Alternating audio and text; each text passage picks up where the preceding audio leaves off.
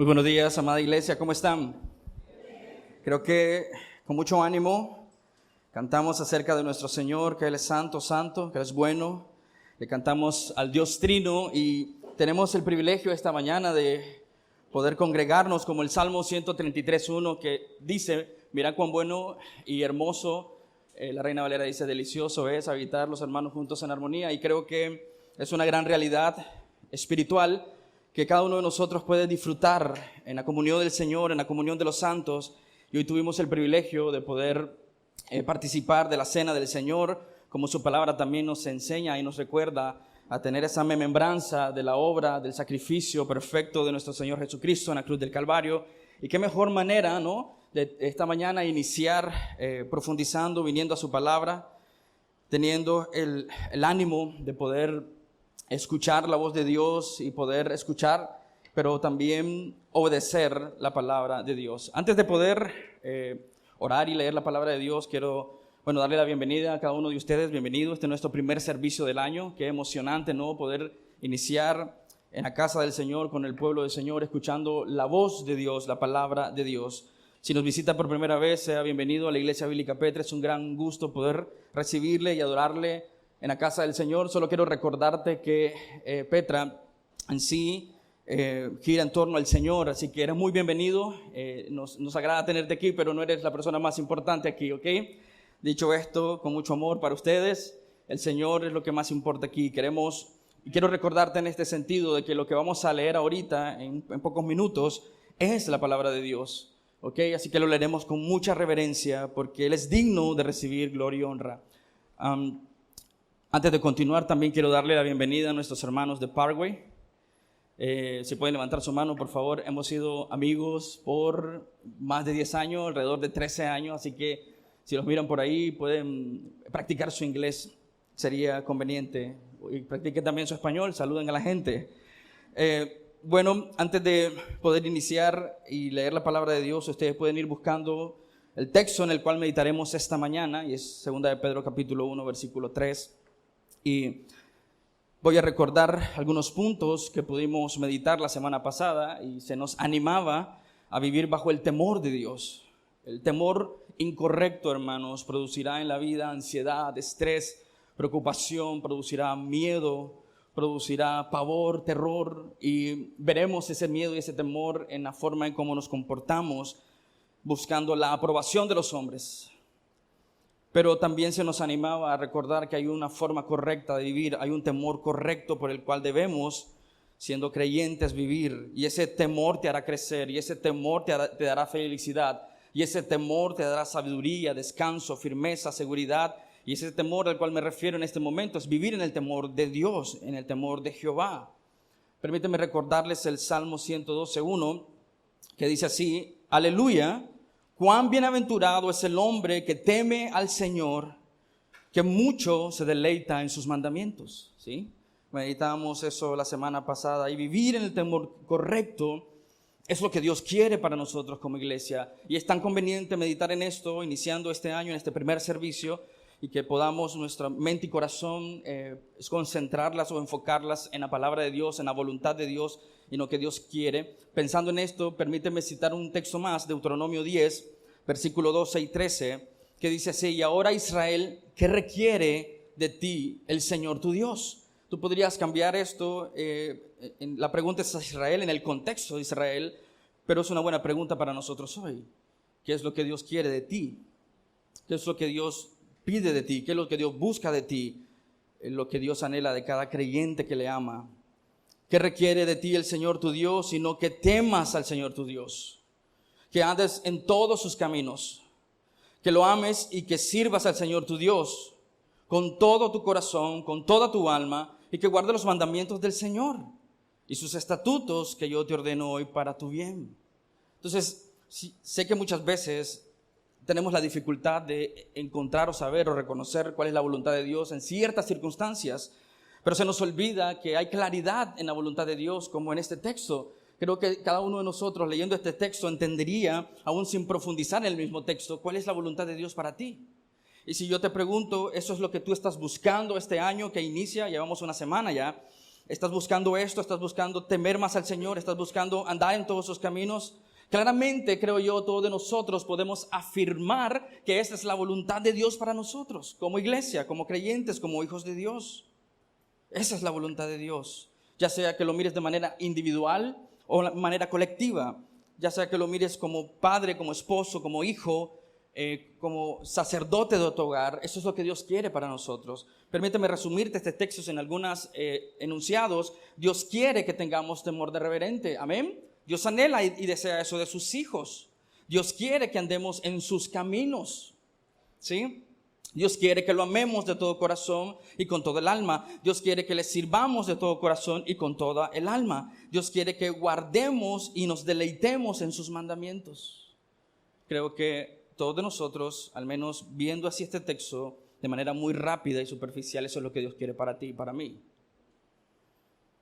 Con esa observación de qué es lo que Dios quiere para ti o para mí, deberíamos preguntarnos, porque no es la pregunta que deberíamos hacer en este texto, ¿qué es lo que Dios quiere? Es obvio, es claro, es simple. La pregunta que debemos hacernos es ¿cómo hacemos eso? ¿Cómo cumplimos eso? ¿Cómo vivimos en el temor de Dios? ¿Cómo andamos en sus caminos? ¿Cómo le amaremos de todo corazón y con toda nuestra alma y ser?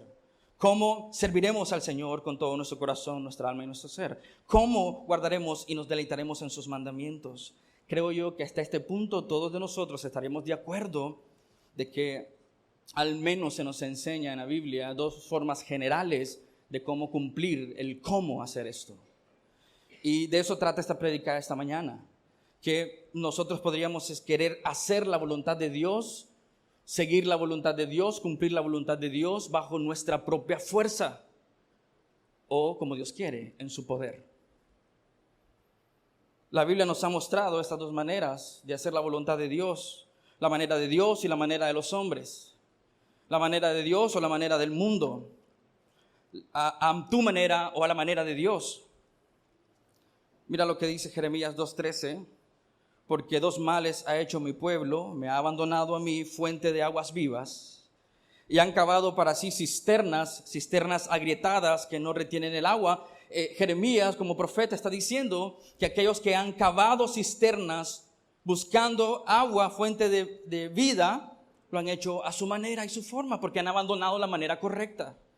Y el peligro, hermanos, este inicio de año, es que queramos hacer todo lo que no pudimos hacer el año pasado, pensar que lo que necesitamos hacer es enfocarnos más, poner más fuerte, ser más positivos. Es, creo yo, la tentación que corremos cada día que nos levantamos, pensando que ese día tenemos que vivirlo en nuestra fuerza y en nuestra manera. Permíteme citar un texto más que sé que es importante. Proverbios 3:7. Salomón, Jeremías dice que el hombre que hace las cosas a su manera cava cisternas para sí mismo que no pueden y no retienen el agua. Son inservibles. Pero Proverbios, Salomón nos dice que el hombre que sigue su propia forma de cumplir la voluntad de Dios es un hombre necio. Dice, no seas sabio en tu propia opinión, sino dice, teme a Jehová y apártate del mal. Estaremos nuevamente de acuerdo en este punto, de que hay dos formas de vivir la vida. ¿Cuáles son esas dos formas, pastor? A tu manera. Y dentro de esa manera tú puedes meter la filosofía de este mundo, los deseos del corazón que no están enfocados en el Señor y la manera del Señor. Así que no te pierdas, no te confundas. Es blanco o negro, es a la manera de Dios o no. Entonces el peligro que podemos estar corriendo hoy es que quizás hemos vivido toda nuestra vida o nuestro evangelio de nuestra forma, de nuestra manera. Lo más conveniente para obedecer a Dios, que es lo más cómodo para seguir al Señor, que es lo que más me conviene en esta etapa de mi vida para amar al Señor, seguir al Señor, etcétera, etcétera, etcétera. Hermanos, escucha con atención, tú podrías estar sentado ahí, escuchando esto, sin meditar en la necesidad que tienes hoy de examinar tus caminos, sabiendo o teniendo presente que has podido estar viviendo hasta el día de hoy a tu manera, con tu poder, con tu fuerza. Hoy, hermanos, podríamos estar viviendo en el poder de Dios o quizás viviendo en el poder de nuestras propias fuerzas. ¿Has notado entonces, producto de esta aplicación de nuestra fuerza, por qué vivimos tan desanimados? ¿Por qué vivimos tan cansados? ¿Por qué vivimos quejando tanto? Porque hemos intentado una y otra vez vivir a nuestra manera, en nuestra propia fuerza. Y mi anhelo como iglesia no solo es que podamos caminar en el temor de Dios, pero en el poder de Dios para los propósitos de Dios. Amén. Pensando en esto, quiero invitarte a orar, pidiéndole al Señor que nos muestre en qué áreas de nuestra vida nosotros estamos viviendo a nuestra manera, en nuestra propia fuerza, con nuestra propia inteligencia, por nuestros propios medios. Y que nos enseñe el Señor, nos conceda sabiduría, discernimiento, libertad en Él para poder vivir en el poder de Dios para la gloria de su nombre. Oremos. Padre, te agradecemos el gran privilegio, el enorme privilegio que tenemos hoy, Señor, de estar congregados, Señor, en tu casa, escuchando no solamente tu palabra cantada, tu palabra orada, Señor, pero tu palabra leída, Señor, y tu palabra, Señor, proclamada. Señor, concédenos a cada uno de nosotros que escuchamos esta mañana tu palabra, venir, Señor, meditar, sentarnos, devorar tu palabra, Señor, pero también aplicar tu palabra, Señor, para vivir como tú quieres que tu pueblo viva. Ayúdenos, Dios, a examinar las áreas de nuestra vida, Dios, donde solemos bajar la guardia, Señor, donde solemos, Dios, permitirnos, Señor, vivir, Señor, como el mundo, Señor. Donde, Dios, somos tentados a vivir a nuestra manera, a la manera del mundo, Señor. Ayúdenos a reconocer, Dios, que somos frágiles y que necesitamos de ti. Viniendo a tu palabra, Señor, que podamos entender tu voluntad a nuestra vida y que podamos, Señor, vivir para la gloria de tu precioso nombre. En tu nombre oramos, amado Señor. Amén y amén. Dicho eso, hermanos, quiero invitarte a ir a 2 de Pedro, capítulo 1, versículo 3.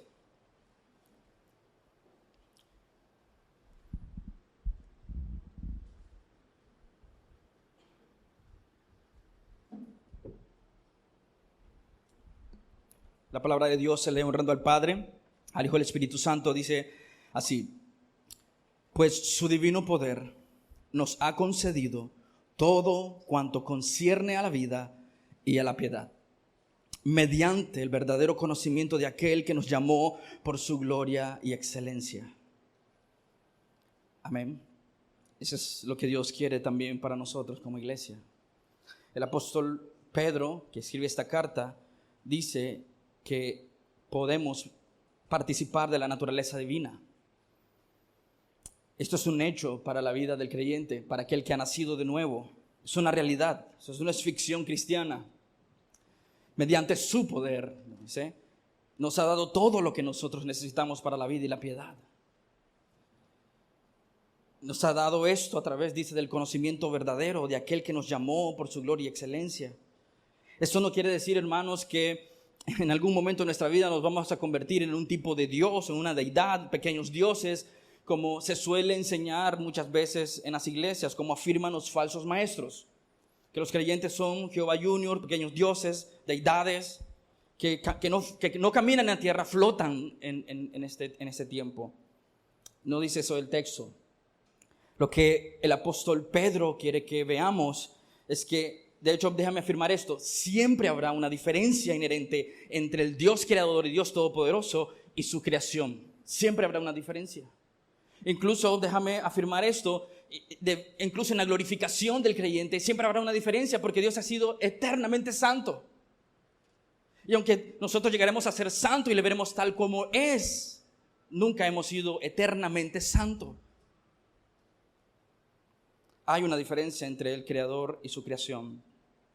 Y lo que Pedro quiere enfatizar aquí, quiere que nosotros participemos de la vida misma de Dios, que disfrutemos de vivir en el poder de Dios, que disfrutemos de vivir para la gloria de Dios. Sus mandamientos no son gravosos, sus instrucciones no son una carga. El cristianismo no es ese montón de reglas que la gente nos suele poner y decir: qué aburrida es la vida, no quiero ser cristiano porque me limita la libertad. Entonces no estás entendiendo el evangelio, no estás entendiendo la verdad de Dios.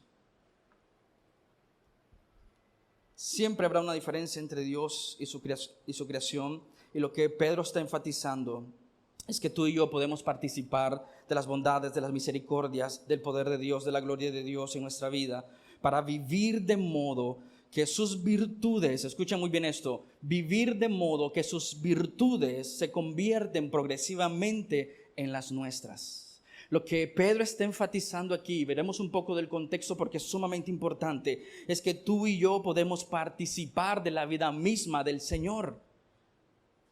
Podemos participar del Señor mismo, estamos unidos a Él por medio de los méritos de Cristo.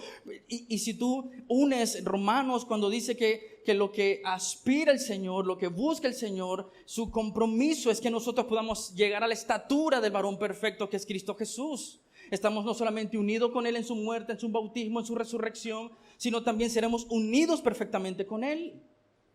Y le veremos tal cual es. Cuando Pedro, el apóstol Pedro, escribe esta segunda carta, le escribe la misma audiencia que en su primera carta. Iglesias que están siendo perseguidas en Asia Menor, en Asia del Norte. Cuando escribe la primera carta, estoy refiriendo a Primera de Pedro, la iglesia está bajo persecución y tú puedes ver esto en el primer capítulo de Primera de Pedro. Capítulo 4, versículo 12. Que el apóstol Pedro le dice: amados, no se sorprendan del fuego de prueba que en medio de ustedes ha venido para probarlos. Recuerda, esta iglesia está siendo perseguida. Y Pedro escribe esta carta con el fin de animarles a persistir en su fe, no claudicar, no renegar, no tirar la toalla. Están siendo perseguidos. Y el apóstol Pedro le dice: hermanos, no se sorprendan. No se alarmen, no se angusties, no pierdas el sentido, la dirección. Estas pruebas de fuego que están en medio de ustedes han venido para probarlos. No se sorprendan como si alguna cosa extraña o nueva les estuviera aconteciendo. Ya nos ha dicho que las pruebas son para probar la fe, para purificar la fe. Pero en la segunda carta que el apóstol Pedro escribe, aunque le escribe la misma audiencia, no escribe con los mismos motivos. En la primera les quiere animar, en la segunda les quiere exhortar. La exhortación aquí es no seguir las mentiras de los falsos maestros, de no verse envuelto en las filosofías de este mundo. Él les va a advertir. ¿Por qué es tan importante para nuestro día meditar en lo que está ocurriendo en este tiempo a quien dirige esta carta el apóstol Pedro? Verás, hermano, la astucia de Satanás es venderle al hombre que hay maneras alternas de obedecer a Dios. Esa es la astucia de Satanás, decirte a ti que hay maneras alternas en las que tú y yo podemos obedecer a Dios. Las filosofías de este mundo son las artimañas del diablo que nos empujarán a vivir de nuestra manera.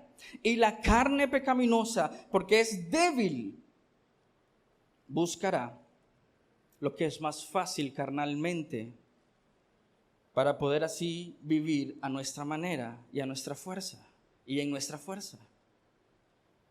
Hermanos, te quiero advertir de que somos sumamente débiles, orgullosos, que pensamos que nuestra manera y nuestra forma es mejor que Dios. Solo déjame darte un ejemplo simple. ¿Cuántas religiones hay en este mundo? Creería yo que hay muchas, pastor. Sí, estoy de acuerdo contigo. ¿Y por qué?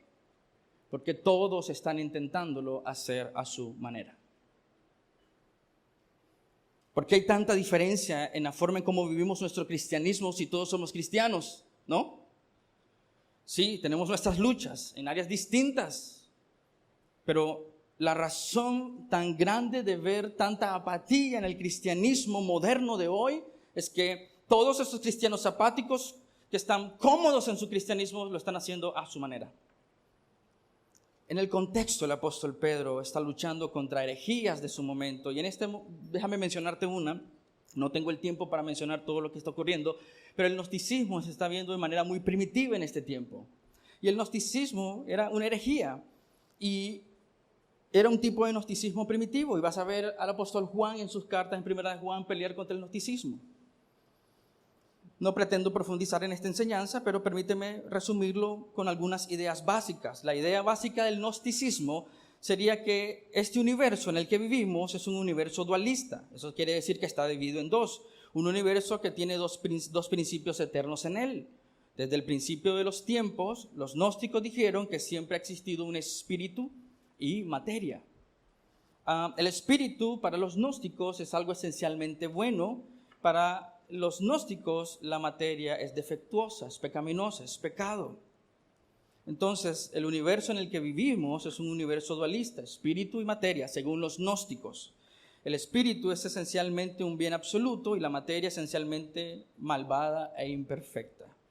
Para el gnóstico, Dios creador, el que es purísimo y santo, tuvo emanaciones de él mismo que fueron degradándose. De hecho, para los gnósticos, Jesucristo es la primera emanación o eón de ese Dios purísimo, que es puro y santo, pero no tan puro y santo como Dios. Entonces ya estás viendo lo que está enfrentando el cristianismo primitivo de ese momento, de ver esa dicotomía entre Cristo y Dios, de que no son la misma naturaleza, el mismo ser. No es mi punto centrarme en esto, pero viene este Dios purísimo. Para los gnósticos empieza una degradación hasta llegar al último Dios que es pecaminoso, y por eso este Dios que es pecaminoso creó el universo y creó todo lo que existe.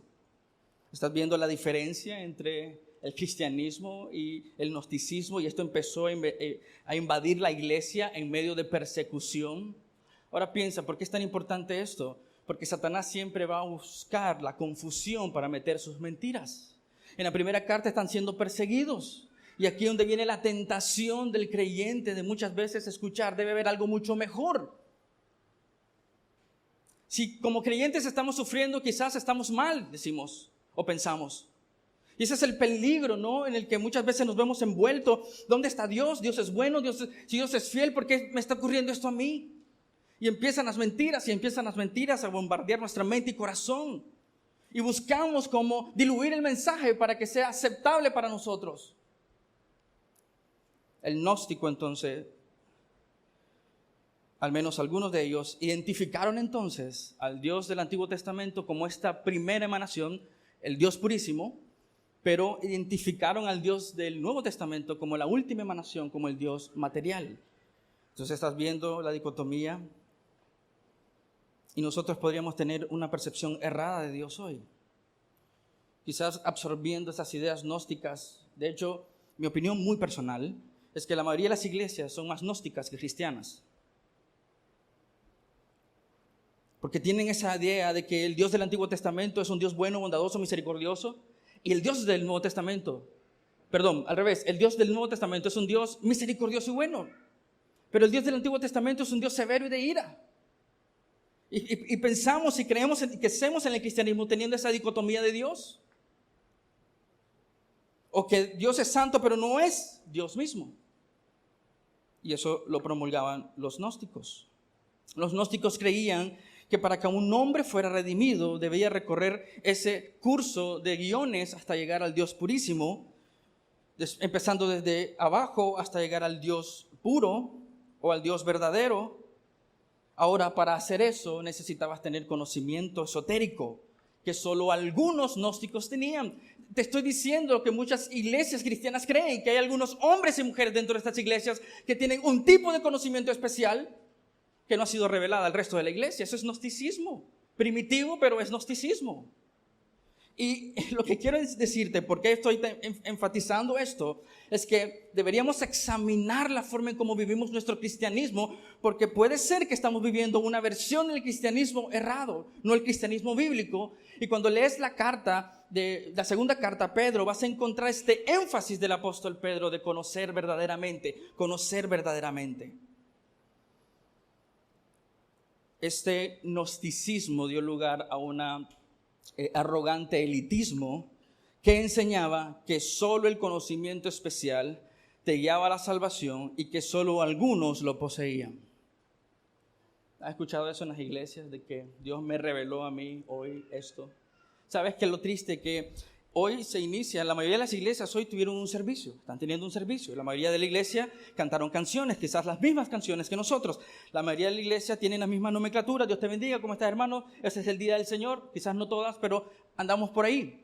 Pero lo triste es que en la mayoría de estas iglesias no se va a abrir la Biblia. Y no se va a explicar la Biblia. Y no se va a exponer el corazón pecaminoso y perverso de nuestros corazones. Y tú dices, ¿por qué? Porque hemos preferido hacer las cosas a nuestra manera que hacer las cosas como Dios quiere.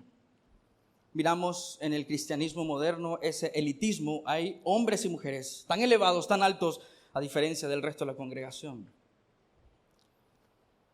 Ahora, tú podrías estar hoy siguiendo, no quizás el gnosticismo, pero un montón de mezcla. Hoy vivimos en un mundo humanista y secular. Es un mundo centrado en el hombre. Hermanos, al igual que Pedro, la exhortación sigue siendo la misma para nosotros. Tú y yo necesitamos el conocimiento verdadero. Es como dijo el sabio en Eclesiastés: aquellos que siguen estas filosofías son como seguir el viento, es tontería, es necedad. Salomón lo dijo, ¿no? Que es necio, es necedad la falta del temor de Dios. Todo lo que el hombre inventa con el fin de acercarse a Dios, buscando el propósito de cumplir su voluntad, es necedad. Y de manera muy general, esa es la manera en cómo nosotros queremos decirle a Dios: tenemos un mejor plan para acercarnos a ti. ¿Por qué es tan importante entonces vivir en el poder de Dios? Pedro le estaba diciendo a su audiencia de no escuchar a los falsos maestros, que el verdadero conocimiento se encuentra en conocer a Jesucristo. Los padres de la iglesia dijeron: los cristianos son los verdaderos gnósticos, en el sentido porque gnosis es conocimiento. En el sentido de que conocían la verdad revelada en las Escrituras. Jesús dijo, ¿no? La verdad los hará libres. Yo soy el camino, la verdad y la vida. Entonces, hermanos, hoy podríamos estar igual que en este tiempo, confundidos, siguiendo doctrina de demonios, como también la Escritura la llama a las filosofías de este mundo. Porque es tan necesario vivir en el poder de Dios. Parece que nos cuesta entender que tenemos una mente y un corazón frágil. Y por lo tanto necesitamos el conocimiento correcto, aplicado correctamente para vivir correctamente. Es decir, hermanos, nuestra mente, el conocimiento y el corazón determina la forma en cómo vivimos. Tú no puedes avanzar más allá de lo que está en tu mente y tu corazón. Sería falso o errado decirte que tú estás por encima de tu conocimiento. Y no es verdad. Tú llegarás hasta donde tú conoces verdaderamente a Dios. Permíteme ilustrártelo rápidamente. ¿Qué tan sabio es? Escucha muy bien esto. ¿Qué tan sabio es un hombre que tiene una biblioteca llena, podríamos decirle, todo un estante de pared a pared llena de libros que nunca lee? ¿Qué tan sabio es ese hombre? Sin embargo, si vive jactándose de esos libros que no lee y no aplica. Porque podría ser otro que ha leído todos esos libros, pero no hay aplicación práctica en su vida. Y solemos vivir de esa manera nuestro cristianismo. Conocemos datos de Dios, quizás correctos, quizás ortodoxos, pero ¿vivimos realmente acorde a esa verdad?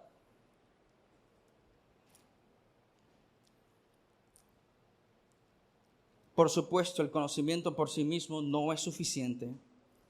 Y si tú me preguntas por qué el conocimiento no es suficiente, bueno, Pedro pensó que los gnósticos estaban mal. Ellos tenían conocimiento, pero el conocimiento errado. No es suficiente el conocimiento porque Pedro dice que requiere poder divino. Poder divino. Me gustaría que regresáramos entonces a Pedro, segunda de Pedro 1:3. Y lo primero que quiero que observes, ¿cómo podemos vivir entonces, pastores, en el poder de Dios? Porque esta frase, vivir en el poder de Dios, se suele mencionar en muchas iglesias y lo que enfatizan son manifestaciones, correcto. Lo que necesitamos entonces es venir a las Escrituras y que ellas mismas nos aclaren qué significa vivir en ese poder. Y lo primero que debemos observar es que es muy importante para nosotros meditar en el contexto. ¿Qué es lo primero que dijo Pedro? Que es debido, él dice, mediante su poder, debido a su poder, a su divino poder, y él une el poder de Dios, el poder divino que está en nosotros, que podemos ver su verdad y disfrutar y deleitarnos de su palabra. Él lo conecta con algo muy importante, vivir en la gracia del Señor Jesucristo. Es decir, que ningún hombre aquí presente puede vivir en el poder de Dios sin la gracia de Dios, sin disfrutar de la gracia de Dios. No es posible para ti y para mí experimentar el poder de Dios en nuestras vidas sin experimentar la gracia de Dios. Lo que estoy diciéndote es que ningún hombre en esta tierra puede vivir en el poder de Dios si no es por medio de la gracia de Dios, levantándonos de los muertos en nuestra condición caída, para que podamos ver a aquel que la palabra de Dios enseña. No podemos aplicar la palabra de Dios si no es por medio de la gracia, obrando en nosotros, dándonos entendimiento para poder vivir acorde a lo que Dios quiere para nuestra vida. Vivir en el poder de Dios es entonces disfrutar de la gracia divina. Ese es el poder de Dios, que disfrutas de lo que Dios ha hecho en tu vida. Soy una nueva criatura. Estaba muerto en mis delitos y pecados. Y si empezamos a preguntar cómo ocurrió eso es gracia y misericordia de Dios. Porque no hubo nada en mí que pudiera producir esa vida y ese poder. Fue la misericordia y la gracia de Dios en mi vida. Cuando corría lejos de Él, era su enemigo, odiaba a Dios, según lo que enseña Efesios, siguiendo, dice, las filosofías de este mundo. Pero en su misericordia Dios ha tenido gracia conmigo y con aquellos que han nacido de nuevo, y por su gracia divina pueden disfrutar de ese poder que ahora tenemos. Es vida y vida en el Señor para la gloria del Señor. ¿Entiendes lo que intento decir? Pedro está uniendo la salvación por gracia y el vivir en el poder de Dios. No puedes tener una sin la otra. No puedes vivir en el poder de Dios sin la gracia de Dios en tu vida. Y eso se requiere no solamente en el momento de la salvación. Creo que esa distorsión de la gracia en nuestro entendimiento y vivencia del cristianismo ha afectado la forma en cómo vivimos, porque aunque recibimos gracia salvífica para poder ver nuestra condición y nuestra necesidad y correr a Cristo, todos los días necesitamos de la gracia del Señor. Porque nuestro corazón es pecaminoso, es orgulloso y busca sus propias formas y medios. Pero en su misericordia Dios nos está mostrando y enseñando. Hermanos, cada cosa que hacemos hoy requiere poder o fuerza. Para abrir tus ojos se requirió poder y fuerza. Para respirar se requiere poder y fuerza. Para encender, la cafetera esta mañana mientras hacías tu café, se requirió quizás energía. Y si usaste gas, se requirió el gas. Si montaste en un taxi, un bus o tu vehículo, se requirió energía para hacerlo. Cada cosa que hacemos hoy requiere poder o fuerza. Y cada día, hermanos, tú tendrás la lucha de hacer eso en tu fuerza o a la manera de Dios o en el poder de Dios. Entonces, quiero pedirte que examines tu corazón. ¿Qué es la fuente? ¿Cuál es la fuente de donde viene tu poder? ¿Tu experiencia? ¿Tus emociones? ¿Tu estado de ánimo? ¿De dónde obtienes el poder para vivir para su gloria? ¿De dónde obtienes el alimento que nutre tu alma para poder decidir aquellas cosas que honran y glorifican a Dios? Si no es la gracia de Dios empujándonos a ver el camino correcto, tendríamos la misma cantidad de iglesias y religiones sembradas por ustedes mismos. Si no es Dios mostrándonos y deteniéndonos de nuestra corrupción, hoy quizás estarías predicando en una propia iglesia tu propia versión del evangelio o cualquier otra tontería. Pero lo que necesitamos es deleitarnos en esa gracia para disfrutar del poder de Dios. No quiero pasar por alto esto, pero ser esposo requiere del poder de Dios. Sobre todo cuando ocurren cosas y tenemos esa tentación de exaltarnos como esposos. Necesitamos del poder de Dios para reconocer que lo que se necesita en ese momento, en lugar de solo gritar, es ser un bálsamo en ese momento. Quizás necesitamos corregir, pero corregir con amor. Hermanas, ser esposa requiere el poder divino. Y lo sé porque conozco a sus esposos. Requiere del poder divino, del descanso en el Señor, de la confianza en el Señor. Conozco a sus hijos. Ser padre requiere poder divino. Salir a trabajar donde trabajas requiere poder divino, porque todos los días, estoy seguro quizás, no quiero generalizar, pero la mayoría de ustedes se mueve en ambientes donde la gloria de Dios no es el tema central. Las conversaciones con tus amigos quizás o las personas a tu alrededor no están glorificando a Dios. Entonces estar ahí requiere del poder de Dios. ¿Y sabes el peligro que corremos?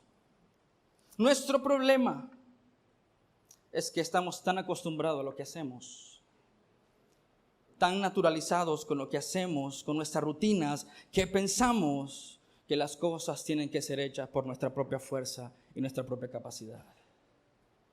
Y no es así, hermanos. Necesitamos del poder de Dios. Y ese poder inicia ahí con la salvación, porque estábamos muertos en nuestros delitos y pecados. Nuestra mente, nuestros deseos y nuestros anhelos estaban dirigidos en la dirección contraria, o corrían en dirección contraria al Señor. Correr en pos de Dios requiere del poder divino. Mira lo que dice Romanos 1:16. Porque no me avergüenzo del evangelio, pues es el poder de Dios para la salvación de todo el que cree. Amén. Debemos entender entonces, hermanos, que la tentación hoy será querer emular ese poder. Como Simón el mago quería comprarle el poder a Pedro. Esa es nuestra tentación. No somos Pedro sanando enfermos, pero queremos ser Simón el mago emulando el poder de Dios. Debemos entender que por nosotros mismos es imposible producir ese poder, si no el hombre pudiese salvarse a sí mismo. No hubiese necesidad de la muerte expiatoria de Cristo Jesús en la cruz del Calvario. Simplemente necesitaríamos manuales morales para vivir.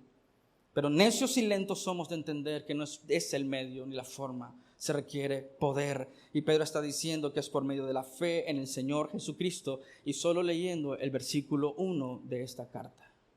Es el poder de Dios, por la gracia de Dios, para la gloria de Dios. Hermanos, hoy quizás estemos luchando con confiar, luchando con descansar, luchando con creer. Y sabes, vamos a decir esto así, es debido a la falta de vivir con poder divino. Si no hay poder, no hay nada. Esto puede ser un indicativo de algo, al menos dos cosas. Primero, quizás tú no has nacido de nuevo. Es como querer encender un vehículo sin combustible. Quizás le está dando estar y empieza a sonar. Es tu cristianismo. No hay combustible. No está el poder de Dios. Lo estás haciendo a tu manera y tu forma. Pero también puede ser un indicativo, hermano, que estás luchando en tu propia fuerza. Y Dios no quiere eso. Dios quiere que luchemos con su poder, en su poder, para la gloria de su nombre. Permíteme usar Juan capítulo 5. No está en sus notas, pero es una bonita ilustración de qué estoy intentando transmitirte. Juan 5 nos dice que separado de Él no podemos hacer absolutamente ¿qué? ¿Qué dice? Nada. Y hasta donde yo recuerdo, ese nada significa o equivale a la totalidad de todo.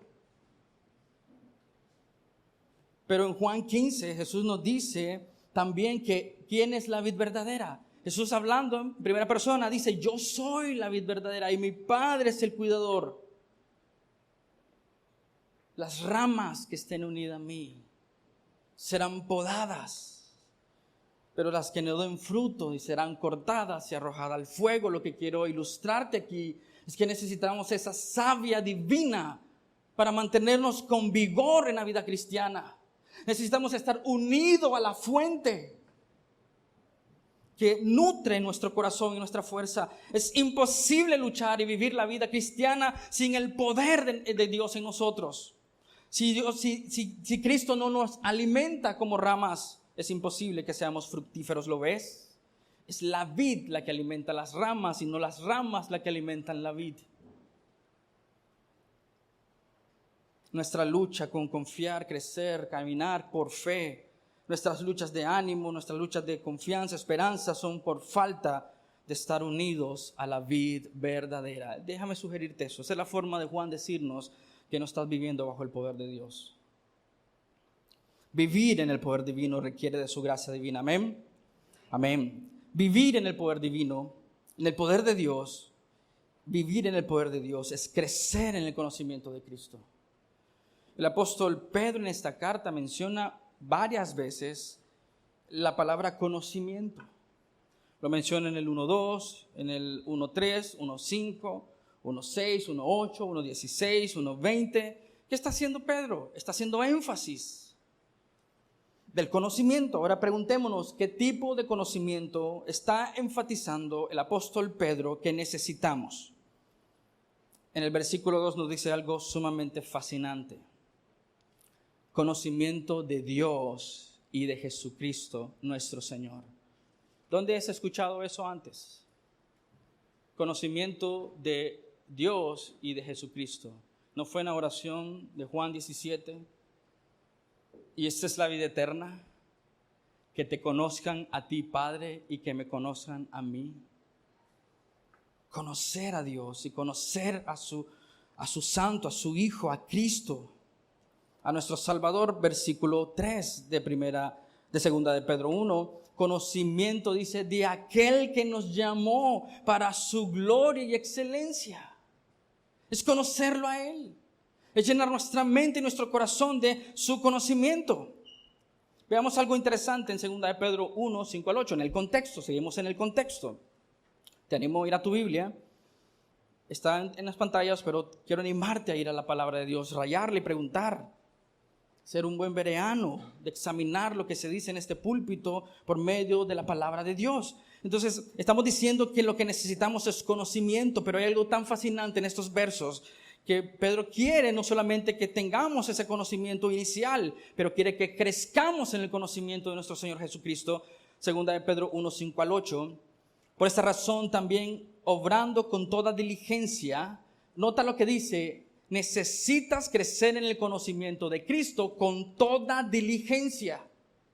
No puedes darte el lujo de ser negligente, de ser pasivo en el conocimiento de Dios. Necesitas estudiar las Escrituras de día y de noche, meditar en ellas, añadiendo a su fe virtud y a la virtud conocimiento. Pero pregúntate un momento, ¿no era que Dios nos había dado todo lo que necesitábamos para vivir una vida piadosa? Sí, nos los dio, pero lo que Pedro te está diciendo es que necesitas seguir creciendo. Dios te ha dado todo lo que necesitas, pero tienes la responsabilidad dada por Dios para continuar en ese camino de conocimiento, para continuar en ese experimentar de la verdad, del poder de Dios. Versículo 6, el conocimiento, dominio propio, el dominio propio, perseverancia, la perseverancia, piedad, y a la piedad, fraternidad, y a la fraternidad, amor. Pues estas virtudes, dice, escucha muy bien, al estar en ustedes, y qué más dice, y al abundar. Él está diciendo, debes multiplicar, y si lees segunda de Pedro, versículo 1 y 2, encontrarás que el deseo del apóstol Pedro es que lo que Dios te ha dado sea multiplicado en ti. Ahora, este término de multiplicación me hizo recordar la parábola de los talentos. Dios le ha dado a cada uno de ustedes muchas habilidades. ¿Qué has hecho con ellas? Dios nos da el poder para conocerle. Dios nos da la gracia para crecer en ese conocimiento, pero tú y yo debemos continuar conociendo el nombre de nuestro Señor Jesucristo. No puedes agotar lo que es inagotable. Dios es infinito en su ser, pero nos ha permitido conocerle. Toda tu vida invertida en el conocimiento de Dios, estoy seguro, no avanzaremos lo suficiente. Pero si vivimos de tal forma que le conocemos, habremos vivido correctamente. Entonces, hermanos, vivir en el poder de Dios, vivir y experimentar el poder de Dios es crecer en conocerle, experimentarle. El versículo 8 de segunda de Pedro 1 nos dice que esas virtudes ya están en ustedes, porque ya nos dijo que tú las posees mediante su divino poder. Pero deben abundar. ¿Para qué? ¿Por qué deben abundar estas cosas en mi vida? Para que tú no seas ocioso ni estéril. ¿En qué? en el verdadero conocimiento de nuestro Señor Jesucristo. Dios quiere que crezcamos a la estatura del varón perfecto, que reflejemos fielmente a Jesucristo. Dios te ha dado todo lo que necesitas para vivir piadosamente. Pedro ora para que se nos multiplique lo que Dios nos ha dado. Y Pedro nos dice que debemos de trabajar diligentemente en esas virtudes. Y crecer en el verdadero temor y crecer en el verdadero conocimiento de nuestro Señor Jesucristo. Entonces nuevamente Pedro está hablando de multiplicación. ¿Qué estás haciendo con lo que Dios te ha dado? ¿Recuerdas lo que dije la semana pasada? El domingo pasado, que Dios a todos de nosotros nos dio lo mismo. Nos dio el mismo año. Y a todos de nosotros aquí presentes nos dio esta semana. Estamos aquí todos, ¿no?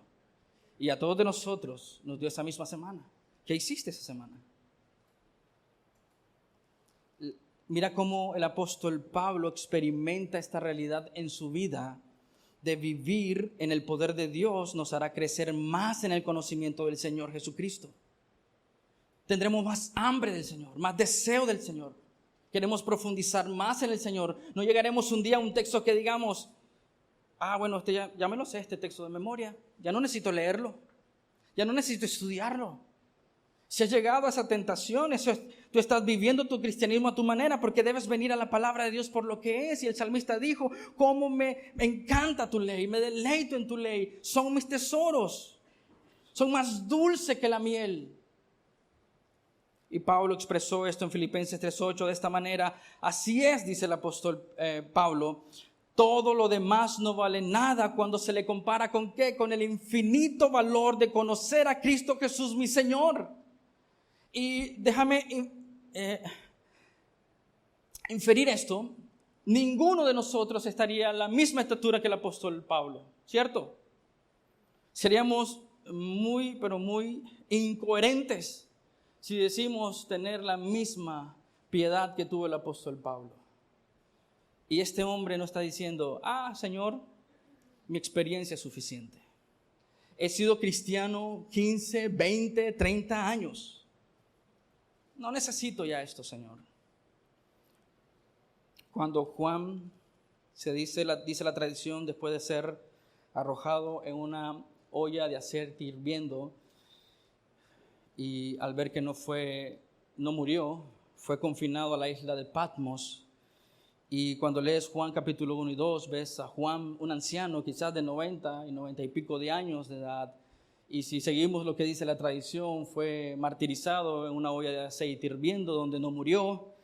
Y cuando ves y te acercas a Apocalipsis capítulo 1 y 2 y ves que Juan dice, y miré a aquel que dice, me arrojé rostro en tierra.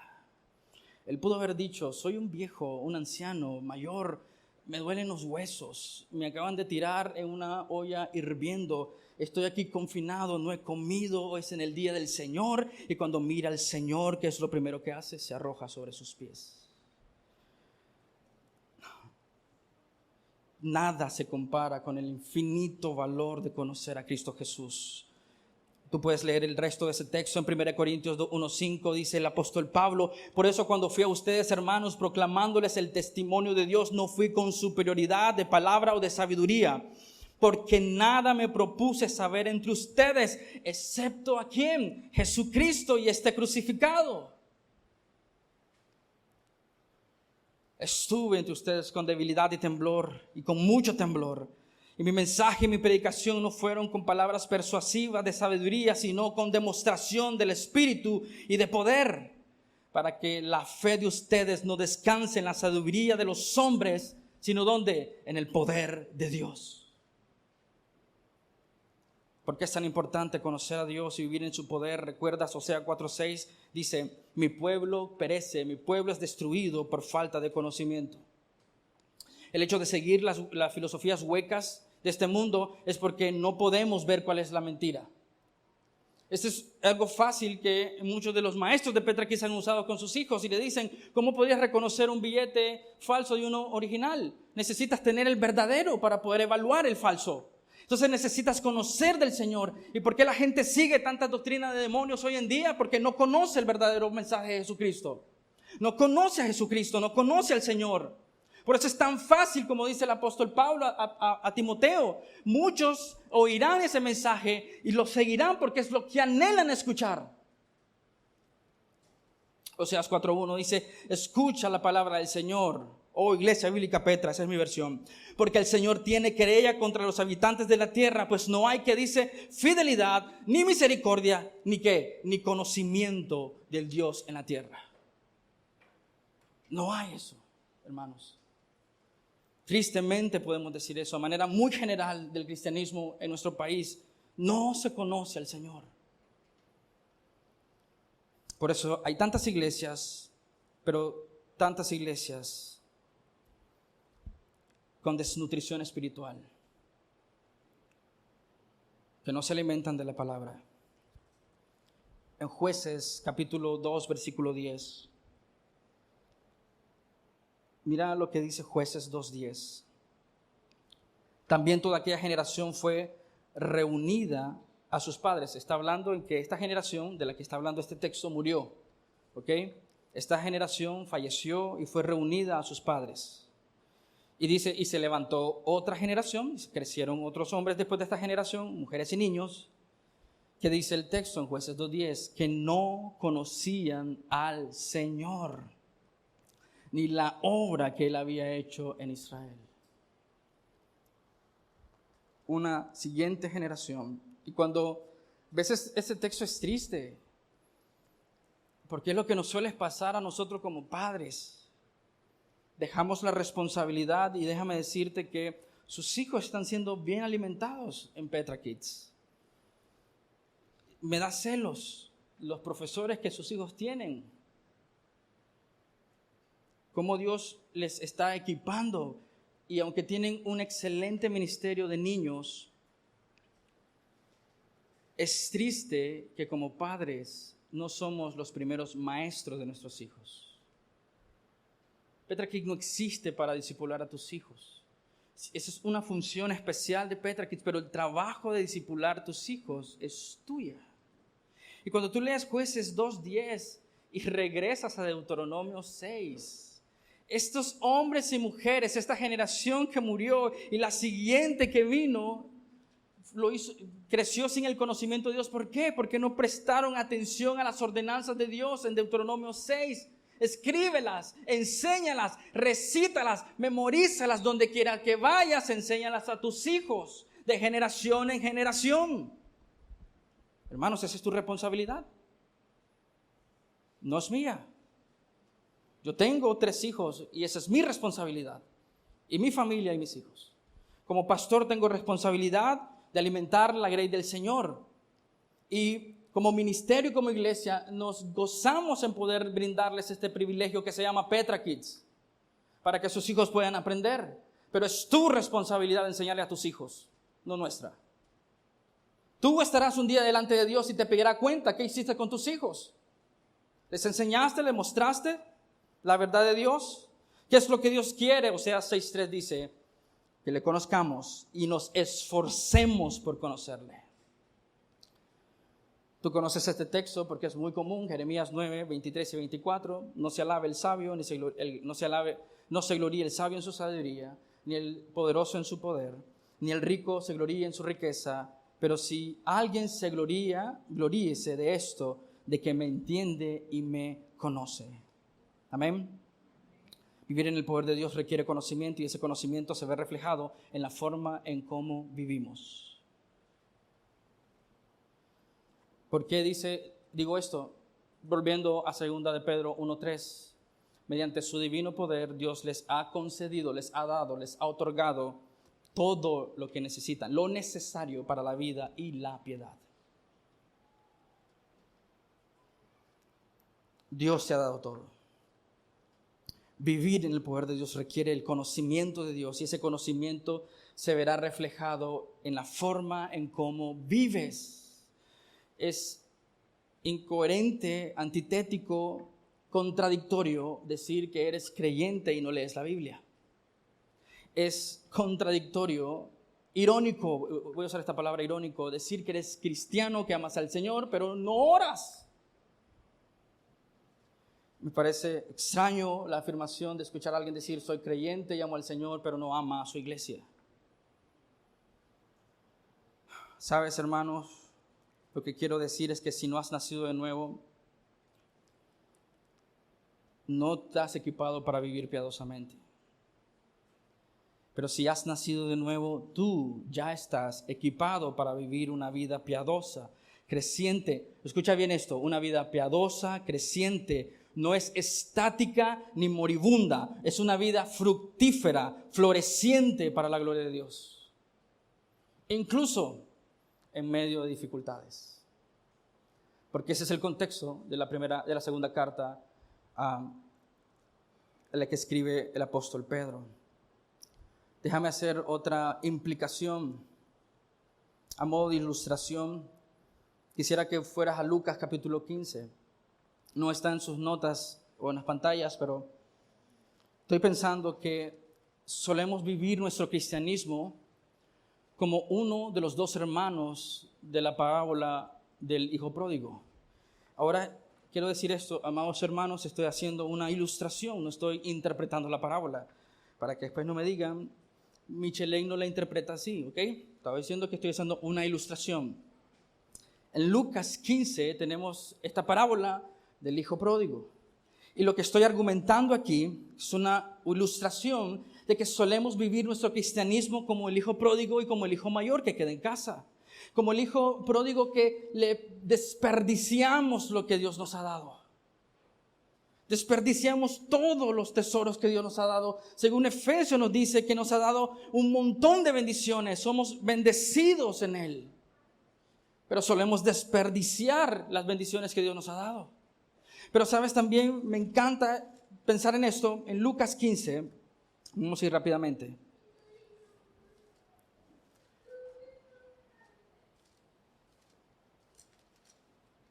Lucas 15.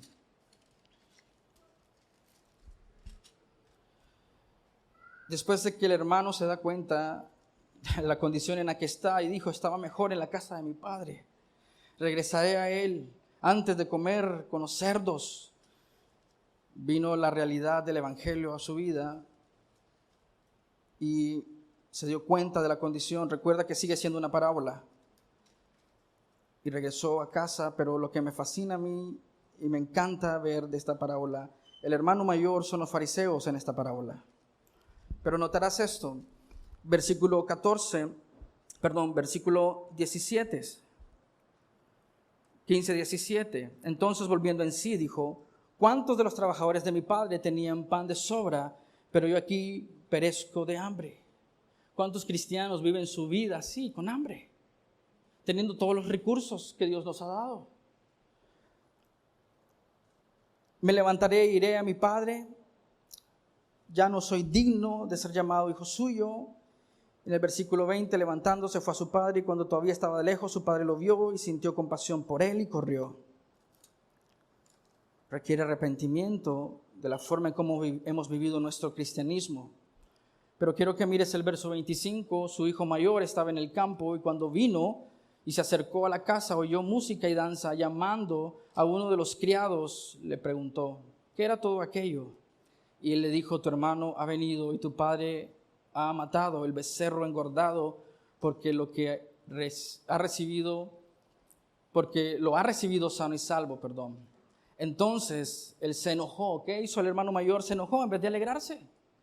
En el contexto de la parábola, lo que Jesús está diciendo es que los fariseos no se alegran porque Jesús está predicando el evangelio. Pero lo que quiero decirte es que vivimos como cristianos, como el hermano mayor, porque mira lo que dice la parte final. Cuando él reclama, versículo 30, pero cuando vino tu hijo tuyo, que ha consumido tus bienes con rameras, mataste para él el becerro engordado. Y su padre le dijo, porque antes el hermano mayor le dijo, ¿a mí qué me has dado? Y su padre respondió, hijo mío, tú siempre has estado conmigo y todo lo mío es tuyo. Y solemos vivir así como cristianos, derrochando lo que Dios nos ha dado pero también muchas veces vivimos sin deleitarnos en todo lo que Dios nos ha dado. Por su divino poder, Dios te ha dado para que puedas vivir piadosamente, para que puedas disfrutar del Señor. Hermanos, como el hijo mayor, vivimos de manera resentida, amargada, sin disfrutar del Señor y sus promesas. Muchos cristianos viven así, sin disfrutar del Señor o desperdiciando lo que Dios les ha dado. Vivir en el poder de Dios es vivir con propósito. Regresemos a segunda de Pedro capítulo 1, versículo 3. Y dice así: vivir en el poder de Dios es vivir con propósito, pues su divino poder nos ha concedido todo lo que concierne a la vida y a la piedad. No tienes excusa, cristiano, mediante el verdadero conocimiento de aquel que dice, nos llamó a su gloria y excelencia. El apóstol Pablo nos dice que nos llamó por su gloria y excelencia. Hay una implicación aquí, que ese llamado por su gloria y excelencia es también un llamado para su gloria y su excelencia. Y lo que nos está diciendo es que ese es nuestro propósito como iglesia, glorificarle y exaltarle. Y eso es vivir en el poder de Dios. Hay un principio mayor aquí, de que debemos vivir nuestra vida para su gloria y su excelencia. El uso de Pedro de excelencias o virtudes lo usa también en 1 Pedro 2:9, cuando dice: pero ustedes son linaje escogido, real sacerdocio, nación santa, pueblo adquirido para posesión de Dios, a fin de que anuncien, que dice, las virtudes de aquel que los llamó de las tinieblas a la luz admirable. Y la palabra virtudes en 1 Pedro 2:9 es la misma palabra que él usa, que nos llamó para su gloria y excelencia. Y cuando, esto es fascinante para mí, porque cuando los traductores de la Septuaginta traducen Isaías capítulo 42 versículos 8 y 12, que está mezclando gloria y excelencias, si tú lees la versión en español dice gloria y alabanza. Permítete, leo Isaías 42:8, yo soy el Señor, ese es mi nombre, mi gloria a otro no daré, y mi alabanza. Los traductores de la Septuaginta, que es la primera traducción del hebreo al griego, usan la misma palabra que usa Pedro para hablar de virtudes. Versículo 12 de Isaías 48, den gloria al Señor y proclamen en las costas sus virtudes. Este es nuestro propósito. Y no podremos vivir en el poder de Dios si no estamos viviendo para el propósito de Dios. Dar alabanza y gloria de aquel que nos llamó de las tinieblas a su luz admirables. Nos llamó para sí mismo, por sí mismo, para la gloria de Él. Tú y yo, hermanos, no estaremos viviendo en el poder de Dios si tú y yo no estamos viviendo para la gloria de su nombre y la alabanza de su nombre. Tú y yo no estaremos viviendo en el poder de Dios si tú y yo no estamos viviendo para la gloria de su nombre y la expansión de su reino. Permíteme terminar con esto. ¿De qué manera Dios me está llamando, y particularmente a ti, hazla personal, en su poder? ¿Por qué no estoy experimentando poder de Dios que nos lleve de gloria en gloria? A la semejanza de aquel que nos llamó de las tinieblas a la luz admirable. ¿Por qué razón estoy más presto, rápido, listo para quejarme de las circunstancias en mi vida, en lugar de simplemente dar gloria y alabanza a Dios? Porque solemos ver las dificultades como se acabó, ya no hay más esperanza, ya no hay más camino, en lugar de dar gloria y alabanza a nuestro Señor. Note que el apóstol Pedro está diciendo que hemos sido llamados para proclamar su gloria y proclamar sus excelencias.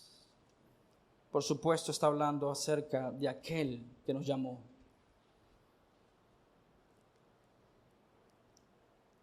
Aquel que vive en el poder de Dios entenderá este texto con claridad. Cuando Pablo dice esto, y Lucas relata esto en Hechos 20:24, el apóstol Pablo va camino a Roma. No sabe si volverá a ver a sus hermanos ancianos en Éfeso. Y si tú lees este texto, golpea el corazón. Hechos 20. Se están despidiendo del apóstol Pablo.